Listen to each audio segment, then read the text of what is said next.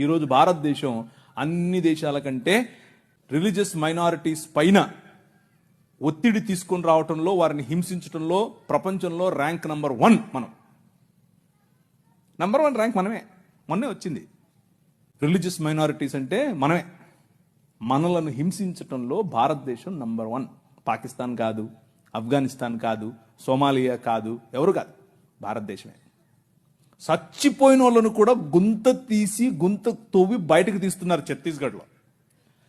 ఎందుకు చేస్తున్నారో తెలుసా? ఇదంతా భయం. ఏంటా భయం? వీళ్ళందరినీ మనుషులు చేస్తున్నారు, వీళ్ళందరూ సమానం అంటున్నారు. మనుష్యత్వం, మతం మనుష్యత్వం ఎదుట నిలబడలేదు. భయం దానికి. మతానికి నిజమైన మనిషిని చూస్తే భయం. నిజమైన మనుష్యులను తయారు చేసేటటువంటి దేవుని రాజ్యం, నిజమైన మనుష్యత్వాన్ని ఈ ప్రపంచంలో వెలుగుగా ప్రకాశింపచేయటానికి పిలువబడినటువంటి దేవుని రాజ్యం. ఆ రాజ్యం నిలబడాలి, ఆ రాజ్యం పోరాడాలి, ఆ రాజ్యం భయంకరమైనటువంటి ఈ ఒడుదుడుకులలో కూడా నిలబడాలి. అలా నిలబడటానికి మీరు, మీ సమాజం, మీ సంఘం పాటు పడాలి.